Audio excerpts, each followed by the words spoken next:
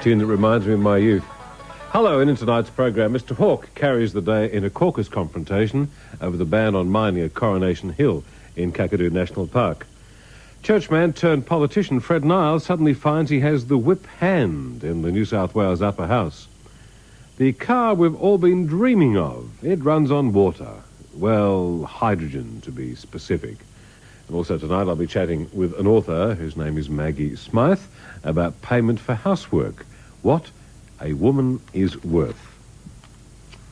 I think we'll find out. Well, I think we'll find out the women are worth more than we blokes think they are. Well, Mr Hawke spent this evening putting his case to caucus on why he pushed for a ban on mining at Coronation Hill in Kakadu National Park.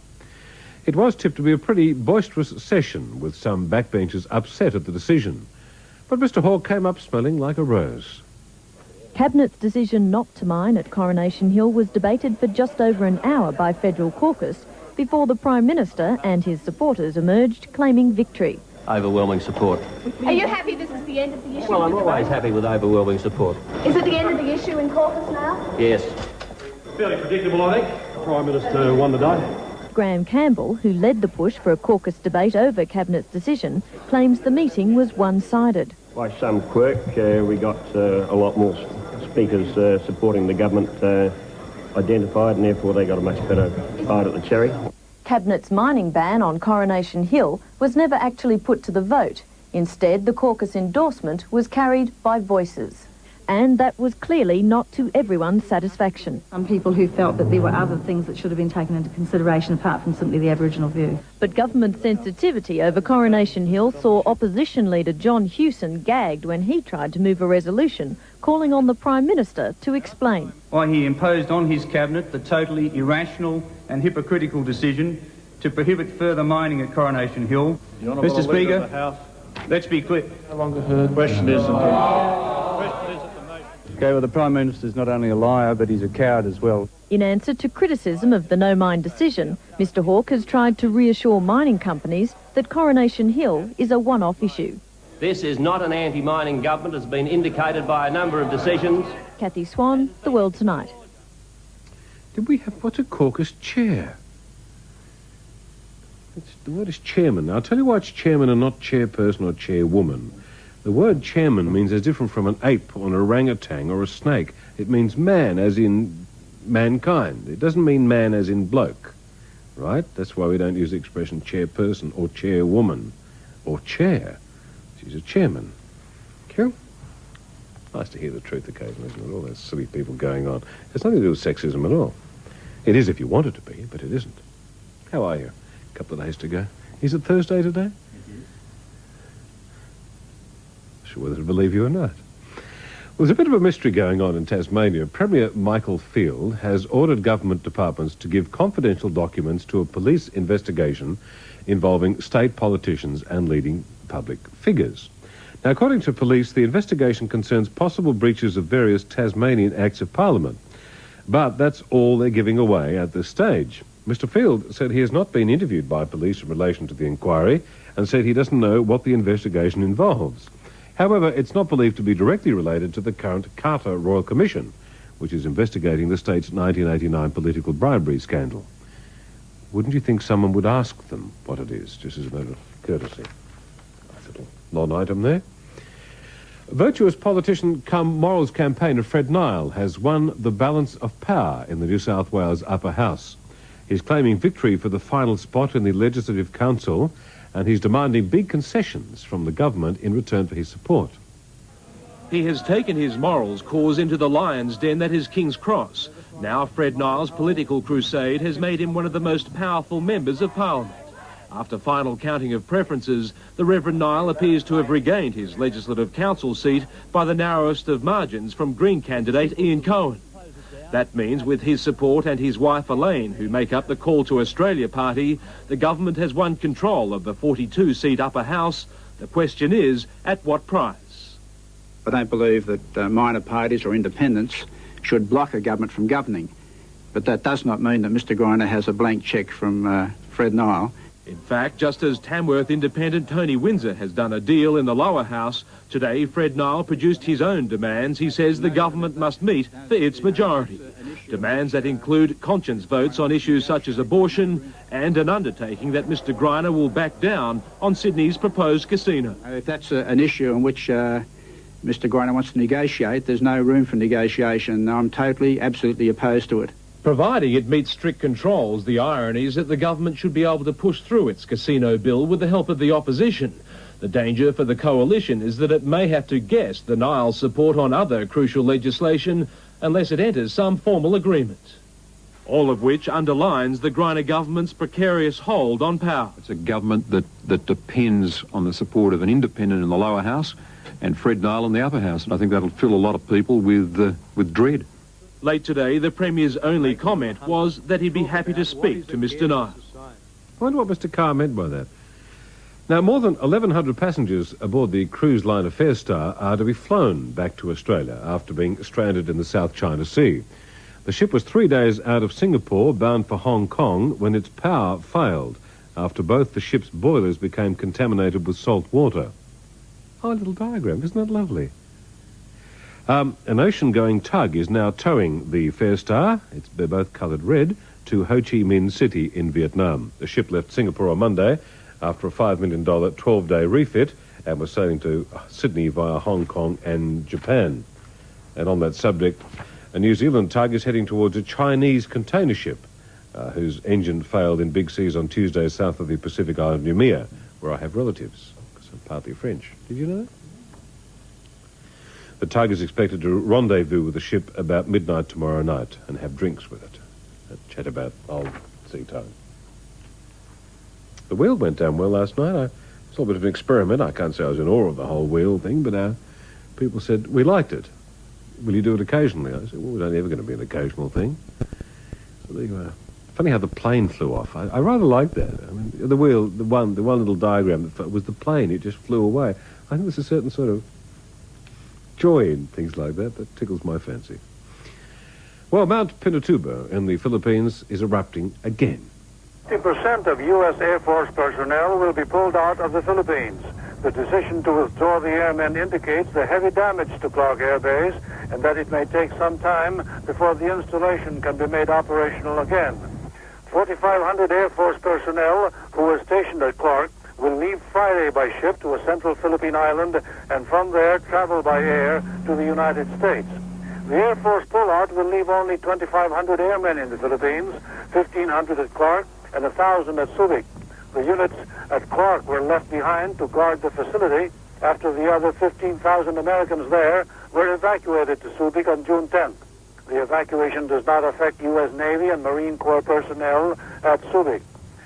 The evacuation of military dependents continued. As officials said, they hope to complete the evacuation of the 20,000 servicemen's families this week.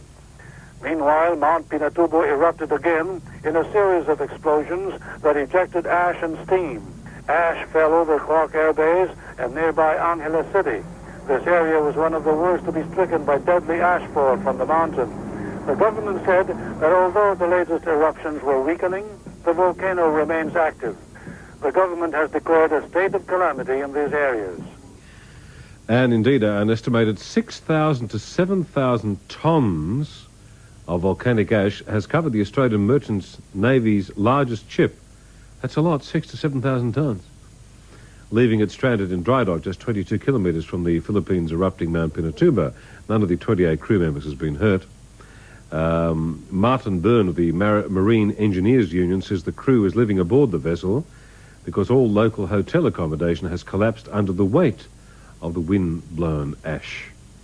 The 235,000 tonne plus the 7,000 tonne of volcanic ash Iron Pacific, flagship of the BHP fleet, is expected to remain in dry dock, extremely dry I would imagine, at Subic Bay in the Philippines all month during mop-up operations. Actually, it's not mop-up, that's a silly journalistic, you don't mop up wet things, it's dry. What would you call it, sweep up? Broom up? Clean up? Vacuum? No, I'm not happy with any of that. I'm sorry. We're going to go on to get a better expression. Hoover up. J. Edgar up. Oh, J. Edgar up. Sounds like a country town in Western Australia. They're all ups. Mop up. They're flexible journalists, aren't they? Sad thing is some of them actually are allowed to reproduce and have baby journalists. Well, coming up a little later tonight, at last, a car that runs sort of on water. And one of the news stories after the break will be the surrender of one of the world's richest men. His name is Pablo Escobar. He's also a bastard, a drug baron and murderer.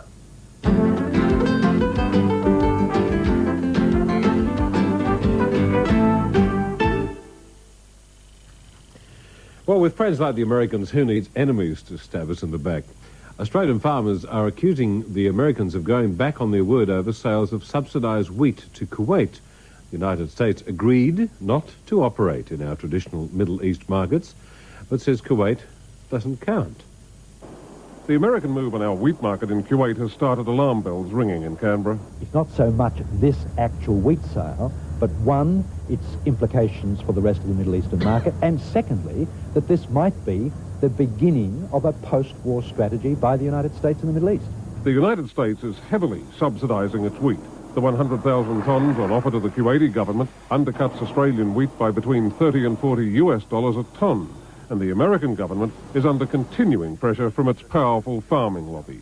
And unless we can stop these wheat subsidies, the longer-term effect of that is that the Australian wheat industry will contract because we simply can't match those subsidies. Half Australia's wheat exports goes to the Middle East. In the Gulf War aftermath, as Australia tried to re-establish in the battered marketplace, the Americans signalled they intended to move in with subsidised grains. Prime Minister Hawke sought and won a personal guarantee from President Bush that Australia's traditional markets would be protected.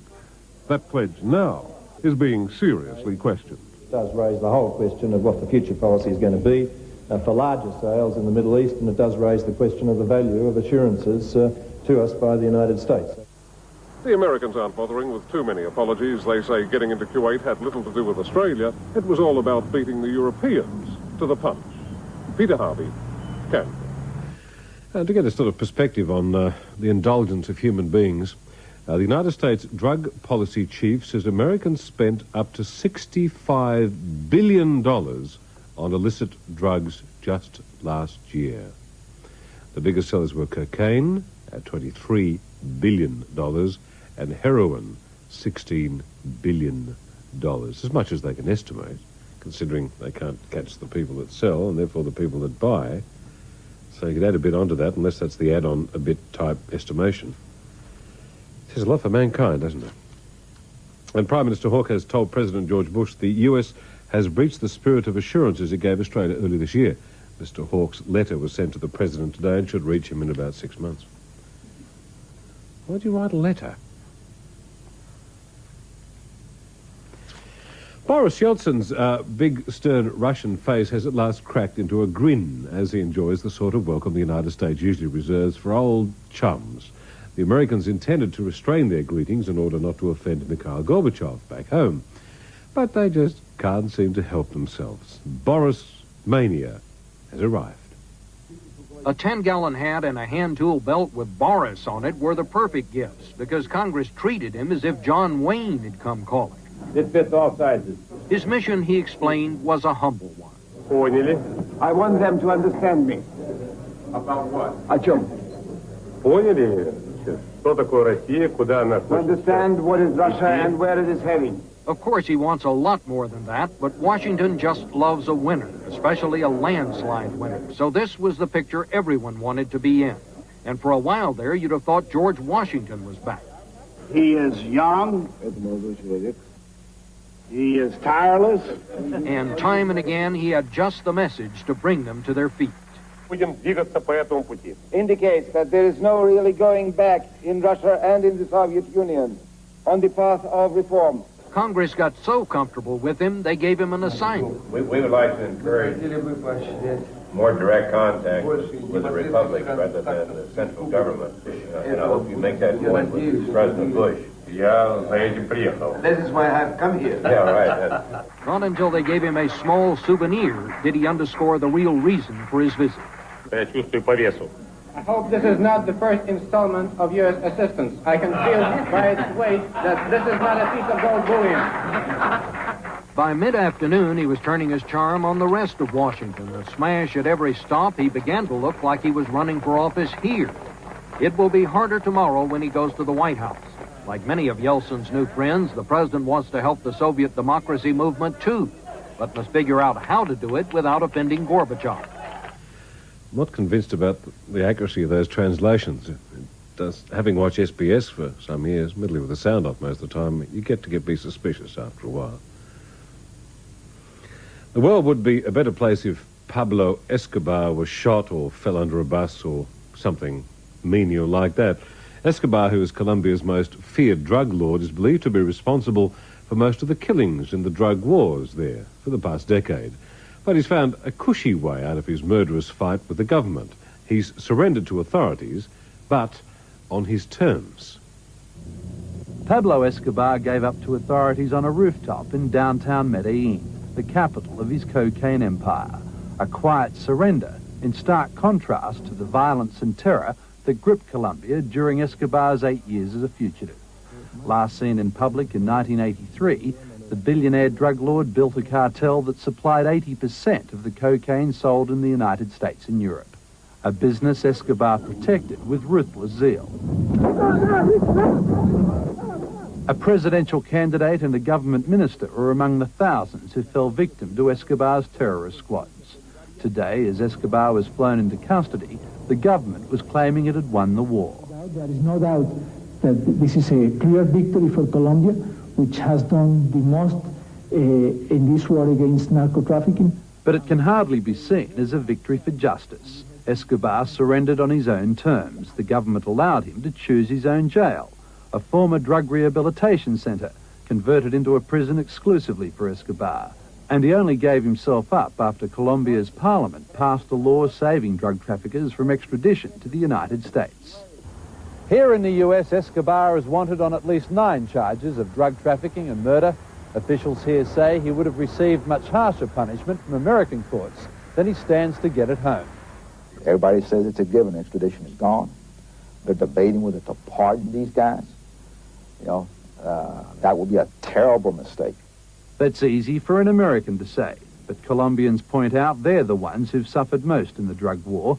A nation weary of bloodshed has decided that being lenient on its criminals is the only way to bring peace. But while the violence might stop, and even with Escobar behind bars, his cartel is not likely to go out of business, nor are the other cartels, not as long as there's a thriving world market for Colombia's biggest export.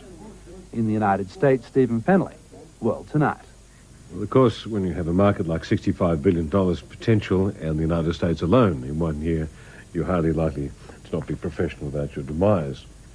Because I keep thinking, why doesn't someone from the CIA knock him off? But Saddam Hussein is still alive.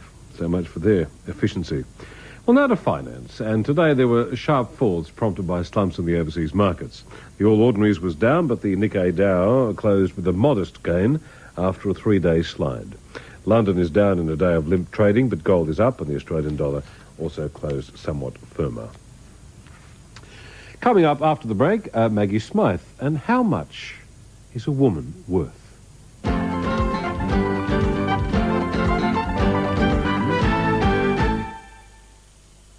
I received a resume of a United Nations report today which stated that the role of Australian women in economic life was substantially lower than some of their European counterparts.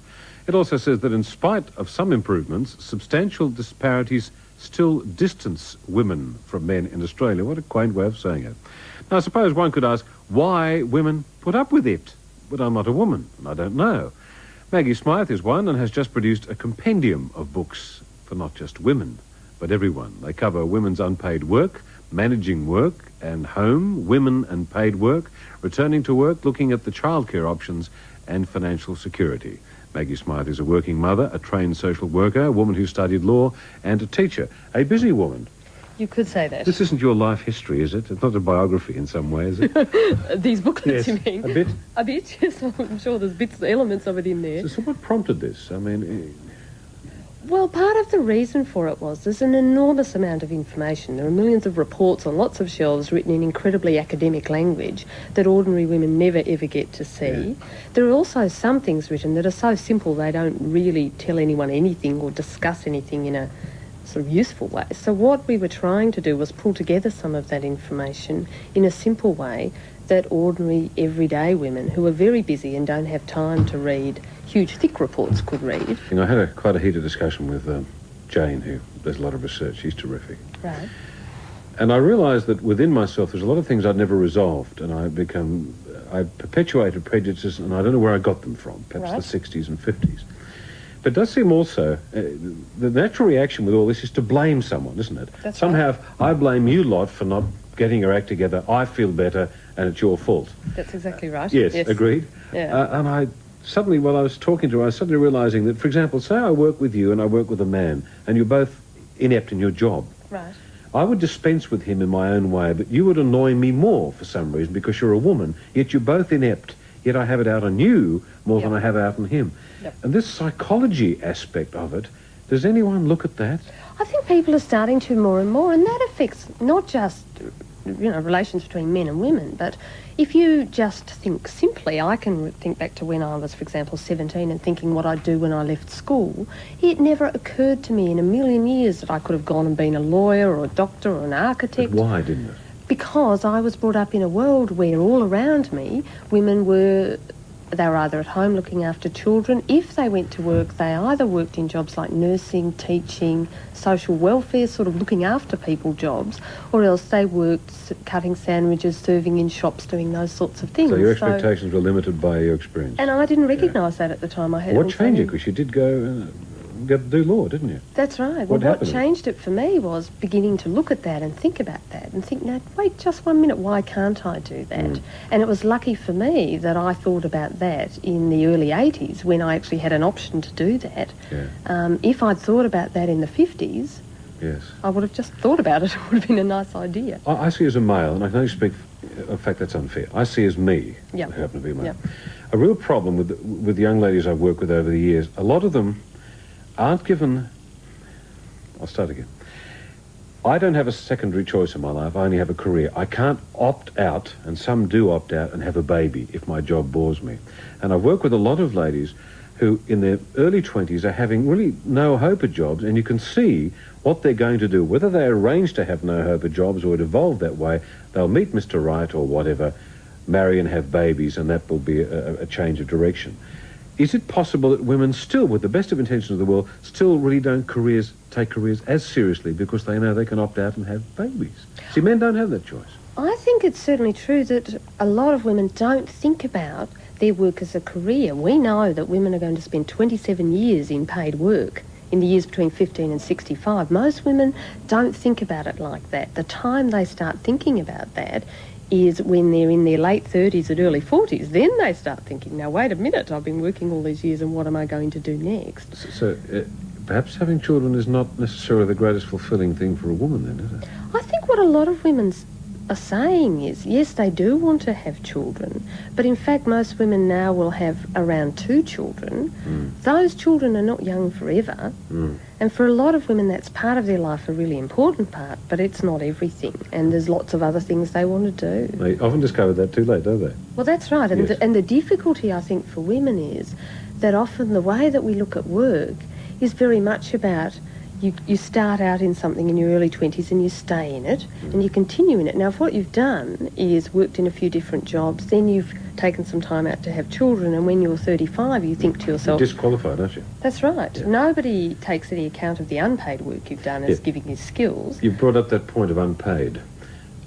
You refer to the fact that women present the greatest mass of unpaid workers in Australia. That's right. What's the implication there? What's the inference I should draw? Do you feel they should be paid or recognised? I don't or think what? it's necessarily that. I think, firstly, that that work ought to be recognised. How do you recognise it? Well, for a start, you could look at recognising it economically. You could look at actually counting that unpaid work in the national accounts or in the wealth You're of not the suggesting country. hubby actually gives her money for what she does.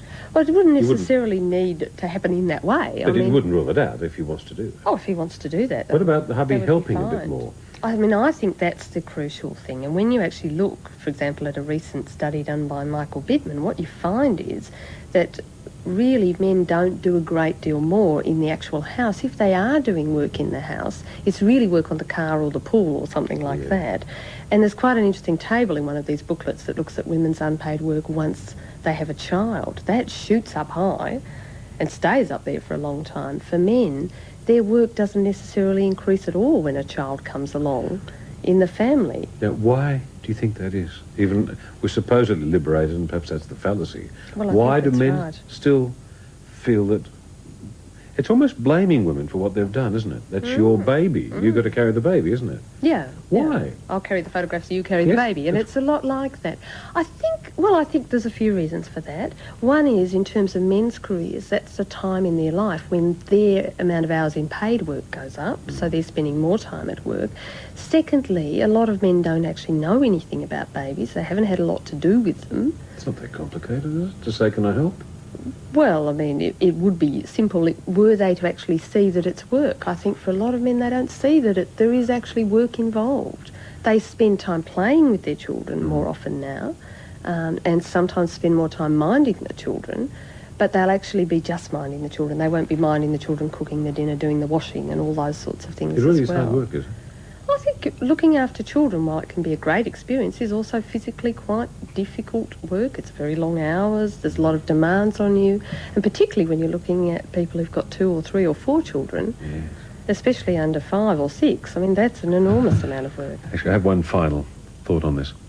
When my mother died about 3 or 4 years ago, she had no money at all. And I wonder, do you look at the situation where a woman, regardless of what happens, say, well, her husband dies first or there's a divorce, how does she get some security if she's not paid for all those years at home? Well, that's the real difficulty for women when you look at if you've spent, on average, 23 years of your life in unpaid work, and for a lot of women it was all of their adult life, and you look at the women who are on the aged pension and that's their total source of income, you find there's an enormous number of women there.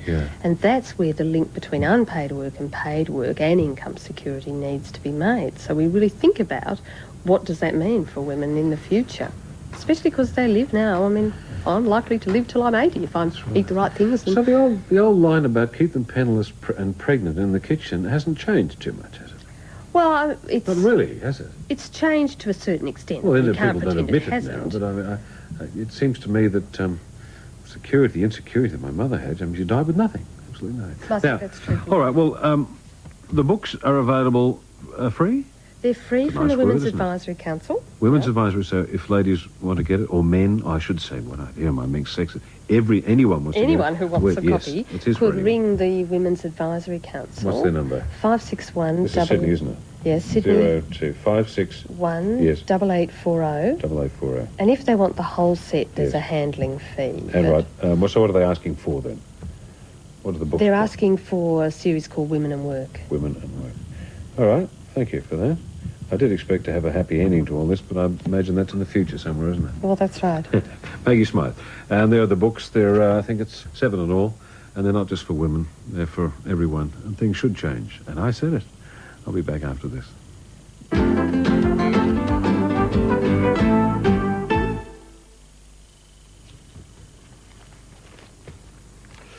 This time next week I'll be cycling. I've decided to cycle 500 to 600 kilometres on my bike. I know this is all very boring, but it's my life. I mean, you know, I know it's a dull life, yes. 500 to 600, I think. And on the second day I might have a rest. You knew that was coming, didn't you? There's been another earthquake. I know someone's going to make something out of this and say, you know, it's the stars in a certain pattern or whatever. An earthquake measuring 7.1 on the open end of Richter scale, which is logarithmic, as you well know, hit Indonesia today. 7.1 is pretty high. The shock was centred near the island of Sulawesi, about 1,930 kilometres northeast of the capital, which is Jakarta. So far, there have been no reports of injuries or damage because they can't find the island. It's just disappeared. I added that. They really can. Nice to know someone's hurt this time. Adelaide's trains will remain out of service indefinitely because of the breakdown of talks between the State Transport Authority and the union.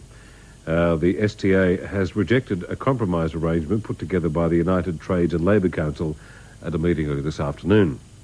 The strike is over the government's plan to replace train guards with transit police. So, there you are. When's kids' holidays? When are they on? Oh, you haven't got children, have you? When? Next week. Oh, come on. Is it next week?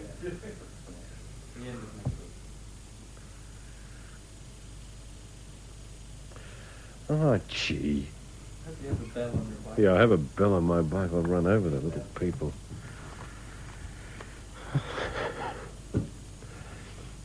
Oh, dear. I might stay at home and paint. Anything. Paint the telly. Now, most people, of course, would prefer to die later than sooner. It's funny, isn't it, about us, that we somehow want to delay going away. That's why we generally encourage medical research to keep us going when nature has played a dirty trick and is trying to kill us off prematurely. It looks as though mankind can now chalk up another small victory. Researchers have developed a new hormone which helps speed up recovery of bone marrow transplants. So, Paul, how are you doing? Very relaxed, just waiting for everything to happen. Paul Supa is waiting to see if he'll survive his bone marrow transplant. The procedure is painful and risky, but it's a cancer patient's last best hope for recovery after getting massive doses of radiation and chemotherapy. Until the new marrow helps his body produce new healthy blood cells, he's in danger of developing an infection that could kill him. But researchers announced today a new growth hormone Paul is taking should get him over the hump and out of the hospital soon. The real breakthrough here is that now we think we can do it much, much safer, much more quickly, and probably much less expensive. They are using GM-CSF. Today's New England Journal of Medicine says the hormone helps patients who use their own transplanted bone marrow produce new white blood cells more quickly. Hopefully I'll get my strength back sooner. I'll be able to go back to work. Unfortunately, we all have to work. The study looked at patients with lymphatic cancers, but doctors say it's good news for other cancer patients, too. People are going to use this drug virtually immediately for patients who have breast cancer, patients who have small cell lung cancer, testicular cancer, any type of cancer that one can do a bone marrow transplant. Boys will be boys, and that's why the human race invented football and brothels. Well, now there's been a marriage of convenience in Melbourne. We'd like to be accepted into the community as a business, and by sponsoring a club, we hope that it will show people that we are interested in the community in being a part of the Williamstown community. Club feels they're rapt about it all. Yeah, they think it's wonderful, apart from the female side of the club. When the world's oldest profession decided to couple with Australia's national sport, there was bound to be fireworks. Never in my wildest dreams did I think we're going to get the publicity we're getting now, and I think that's good for the club. Maybe it's good for the league too, I hope. And you, over here, how does your wife and girlfriend feel about it? I'm divorced. You're divorced? Divorced. So it doesn't really matter? It doesn't matter, Well, look, pop down and see us. We might get to sort something out for you. This was the first time the financially strapped Williamstown United District football team was introduced to Sam Johnson, the woman of their dreams. We started off on the wrong foot this year, and we just haven't been able to pick up. We needed something, and this, to me, seems to be just the thing we wanted. It is 1991. Prostitution is legal, so I'm coming out and saying, well, here we are. We're here to stay. And I hope that we can fit in with the community just like any other business. But not everyone agrees it's a good proposition. So why do you think the ladies are stressing out about this? Well, I just think that, they've got probably more moral fibre than a man has anyway, in any case, and I think they're looking on the bad side of it. For the club it is, and financially it is a good idea, but for the like the girlfriends and the wives, I think they won't approve at all. Do you feel threatened by the fact that you're being sponsored by a brothel? Oh, sort of, but, we're pretty, we haven't got much money here, so I think the job you're doing is fantastic anyway. I said once before that it's not prostitutes that steal these ladies' husbands, it's their mistresses. Sam hopes the women will be more relaxed when she reveals all at an open day next Monday. Remember, not open for business, only to have a look through. Good luck again on Saturday. Is it the truth that the club has been offered freebies or discounts by Spellbound? It's a load of rubbish. I wouldn't entertain it under any circumstances whatsoever. And as far as discounts concerned, I don't know where that one come from. I think it's contra, don't you?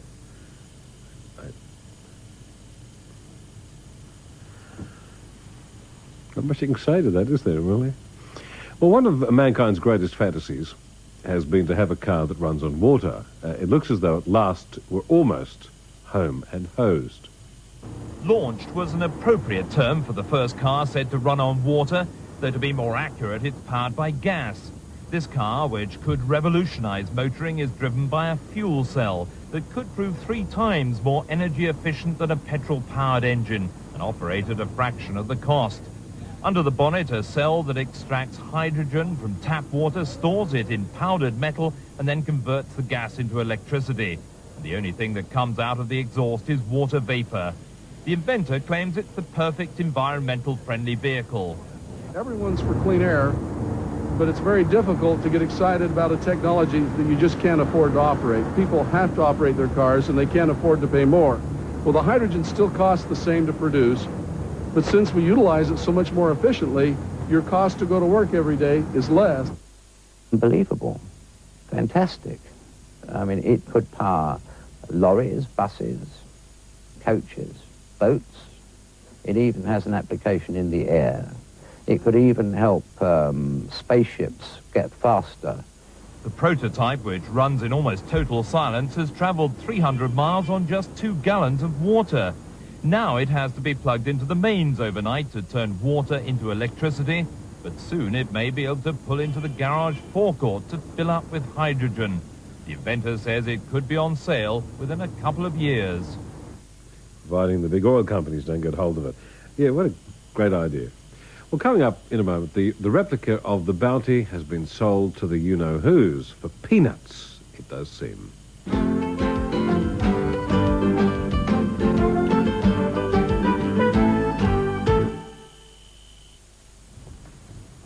Well, it was good while it lasted, but Britain's phony aristocrat has had to give up her life of wild abandonment financed by other people's money. The woman who masqueraded as Lady Rosemary Abadeur has flown home from Brazil to, quote, help police with their inquiries. She flew back from Rio and into the arms of the fraud squad. Detectives waiting at Heathrow for Rosemary Abadeur. They were clearly eager to question the 29-year-old about the disappearance of several £1 million from the hospital charity she worked for. To the trustees of the National Hospital Fund, she was Lady Abadeur, mingling with royalty and claiming to be the daughter of an earl with her own £20 million fortune and a lifestyle to match. Go away, I'm not in a good mood. A boisterous party giver, she would often host lavish affairs costing up to $60,000 a time. This one featured dancing lobsters. She lived in a $10,000 a month penthouse, drove a brand new Bentley. It all seemed a magical life. In fact, she was a doctor's daughter earning $20,000 a year raising money for charity. Accountants now say up to £3 million may be missing from the National Hospital Fund. I'm sure that we feel that it's right that she should come back and she should face the music and she should get this chapter of her life closed as quickly as she can. The hospital is a leading centre for research into ailments like strokes and Alzheimer's. At the family home in Essex today, her mother answered questions through the letterbox. Sorry, could you repeat that? Have you heard any news? Later, her father said he was delighted Rosemary had decided to return from Brazil. A notice on the gate said, "We love our daughter." A replica of Captain Bligh's ship the Bounty has made its last charter trip on Sydney Harbour today. It's off to other shores. For the new owner, it's the sale of the century, S-A-L-E, but for Australia, it's been called the sellout of the century. A perfect replica of Bligh's famous ship, the Oak and Elm panelled Bounty, tied up for the last time at Circular Quay this morning. Times are tough in the charter business, and it had to be sold. Under the watchful eye of her former captain, the 400-ton vessel went to its new owner at a bargain price. Sold, $800,000. Recreated from original plans at a cost of $6 million, the Bounty featured in the Hollywood film starring Mel Gibson.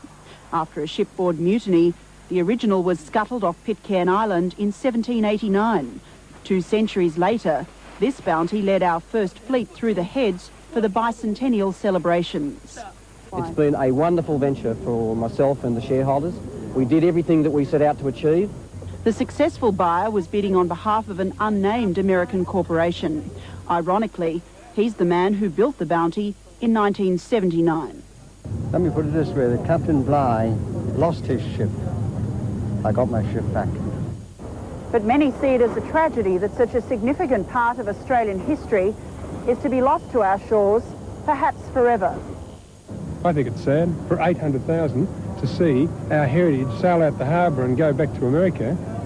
What a cheap sale that is. We'll haul away, Joe! The Bounty was out on her last charter today, believed to be heading into new waters next month. We'll haul away, Joe! Sandra Falloon, World Tonight. There's something marvellously plaintive about the sound of a steam whistle.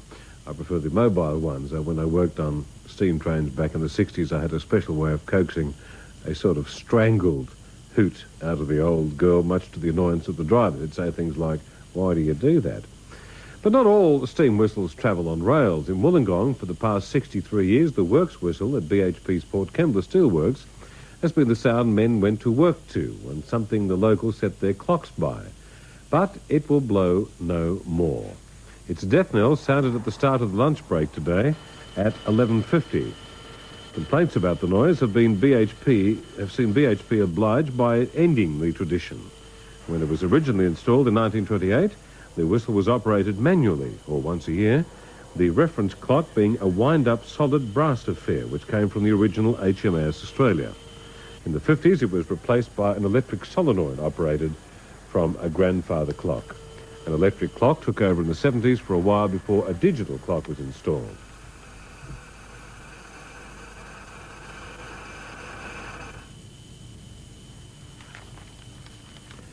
Still to come, life goes on, and so does the weather for tomorrow.